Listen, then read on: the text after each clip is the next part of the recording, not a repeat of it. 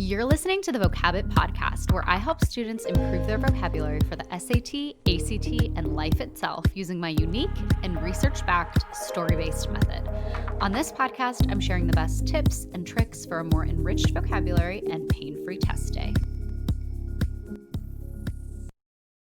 Hello, and welcome to episode number 5 of the Vocabbett Podcast.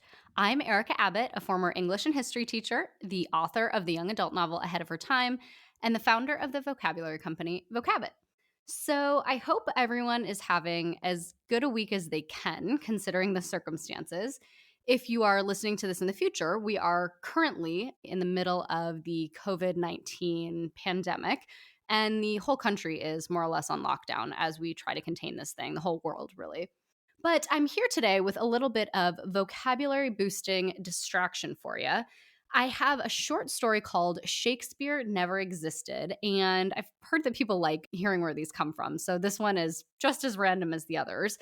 There is a workout video that I've done probably 4,000 times, the Tracy Anderson mat workout.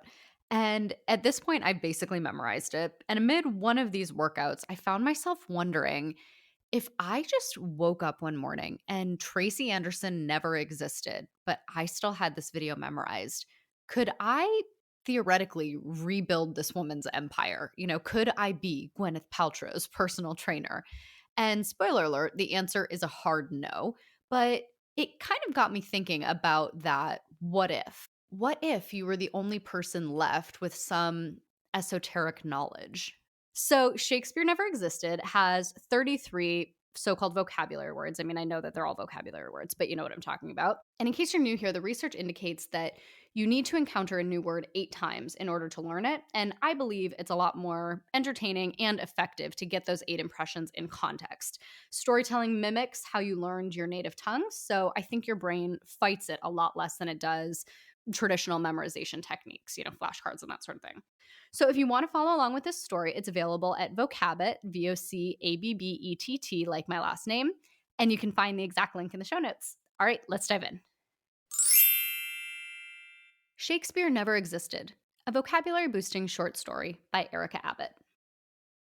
My name is Portia, and I am a Shakespearean scholar. Except I'm not, because Shakespeare never existed. I won't bother trying to convince you he did. I've wasted enough time on that fruitless pursuit already. The question is, what do I do next? My nearly complete PhD is nearly worthless. Nobody wants to read 250 meticulously footnoted pages about a man who never was. Never mind that he revolutionized literature, gave us Fair Romeo, and added more than 1,000 words to the English lexicon. But I digress. You're probably wondering how I found myself in this extraordinary position, and I'm happy to tell you. That way, if you find yourself in similarly extraordinary circumstances, you might not make the same mistake I did. 2 years ago, I walked into my advisor's office to go over some last-minute modifications to my dissertation. It was a cold Tuesday morning, the kind that leaves little room for thoughts except must seek shelter as you clutch the edges of your collar against the wind. I wasn't expecting much in the way of modifications. It was too late for that. I was due to present in just 6 weeks, so you can imagine my thoughts when old Dr. Bronson gave me a quizzical look just a few sentences into our conversation. "Shakespeare, young lady." Hands crossed over a wooden cane, Dr. Bronson squinted at me through thick glasses. "Who is this Shakespeare? Another source you found?" I adjusted my bag, responding with a quizzical look of my own. No, Professor, but perhaps now isn't the best time? I could come back." "Nonsense," Dr. Bronson stamped his cane. "You're studying the impact of oral tradition on 16th century English literature. Have been for the past 5 years. "Oral tradition is just one chapter, Professor. How Shakespeare borrowed—" "Again with this Shakespeare," Bronson interrupted. "Portia, you're a good student and you'll make a fine professor, but you're letting the pressure of the work get to you. Go home. We'll talk once you've had a rest." Brow furrowed, I mumbled confused apologies and began the walk home. Home. I'd purchased a minuscule cottage 2 blocks from campus 6 months before. It was white, scarcely 700 square feet, and the down payment cost every penny I had, never mind the leaking roof and constantly rupturing pipes, but just thinking about it put a lightness back in my step. It was mine. But for the first time since I'd lived there, a greater concern outweighed the pride of a new purchase. Dr. Bronson was a man of a certain age. His absent-mindedness wasn't overly surprising. It started the same way with Gramps, with sudden gaps in his memory. Grinding my teeth, I realized that if a difficult conversation needed to be had, it was better if it happened now, before he started making embarrassing slips in giant lecture halls. After such a storied career, Dr. Bronson deserved to retire with pride. Turning on my heel, I intended to have a discreet conversation with the dean. Instead, I collided with an equally distracted individual. He was even taller than I, which doesn't happen often since I am nearly 6 feet tall. We'd have become more than acquaintances quickly, for our lips were at nearly the same height, had his face not been buried in a book. Tony? I stumbled back a step, rubbing my nose. Tony blinked slowly. I gave him a second. I'd been there too, so consumed by a book I forget who and where I am. Portia? Tony nodded in my direction before returning to his walk and evidently compelling narrative. I wasn't offended. Instead, I suppressed a laugh and admired the broad shoulders of his already retreating form. Tony was another graduate student, but I was only vaguely aware of his topic of study. Something to do with mollusks, maybe? Sessile marine species was the phrase. If he preferred the company of wildlife to that of humans, who was I to judge? As a historian, I often preferred the company of the long gone to that of my chattering peers. Further conversation being futile, Tony was already half a block away, I gave my head a shake and steeled myself for the unpleasant conversation ahead.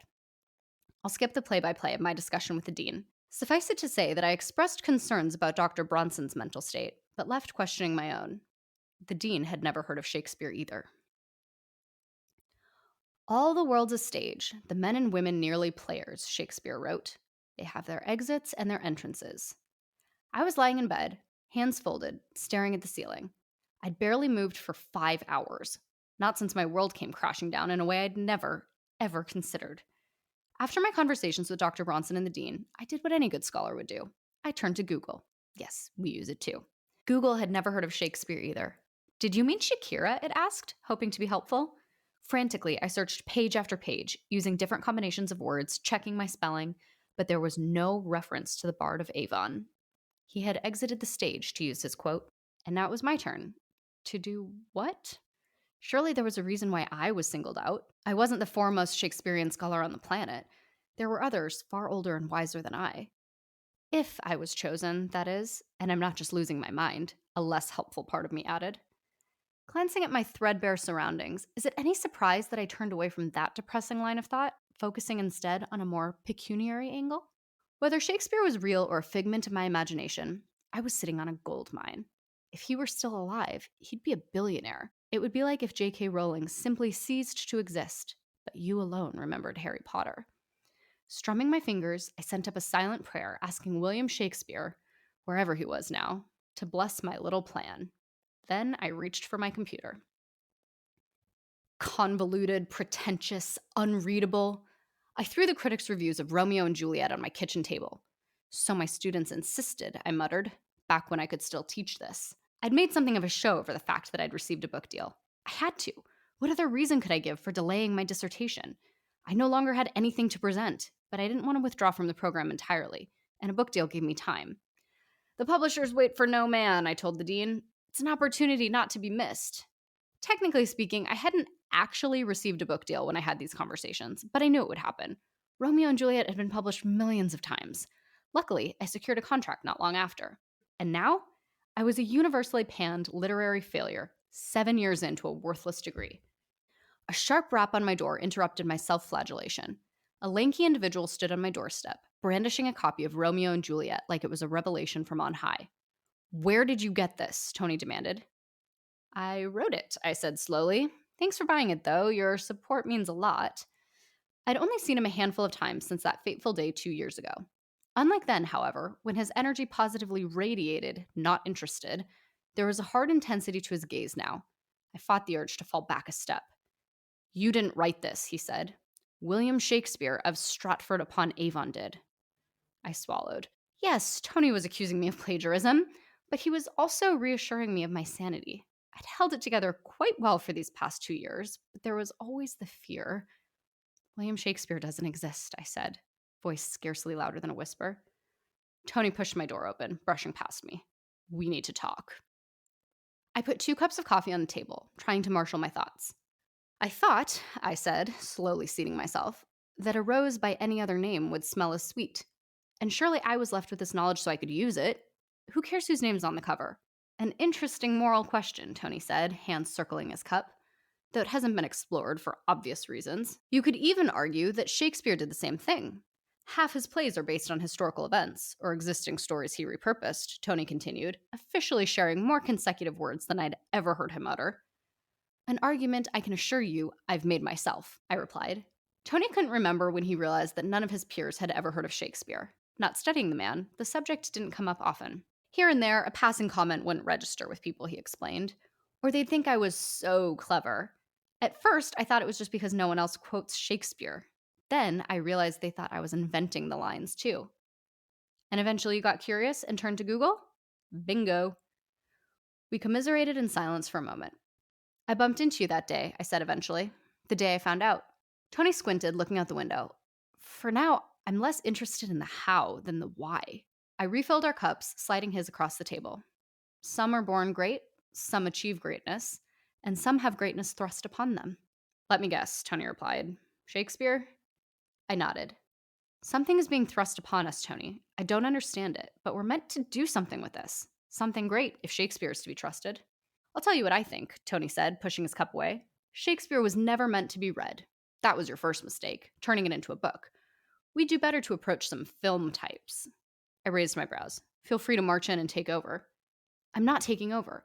I'm simply applying a little real-world application, the perspective of a person with only a passing interest in Shakespeare. If we want to sell this, it has to be a movie.